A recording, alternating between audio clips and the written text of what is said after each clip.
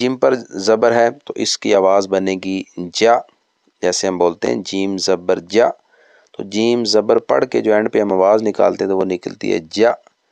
زا جو ہے اس کے اوپر زبر ہے اور اس کے اوپر آگے پھر مد بھی ہے، زا کے اوپر زبر بھی ہے اور اس کے بعد مد بھی ہے، تو مد کا بھی آپ نے دھیان رکھنا ہے۔ مد یہاں پہ بڑی مد ہے، یعنی اس کو ہم کم سے کم 2 الف لمبا کریں گے، ویسے اس کو مد متصل بھی کہتے ہیں کیونکہ حمزہ سیم کلمہ کے اندر ہے، اور اس کے بعد حمزہ کے اوپر 2 زبر ہے، تنوین ہے،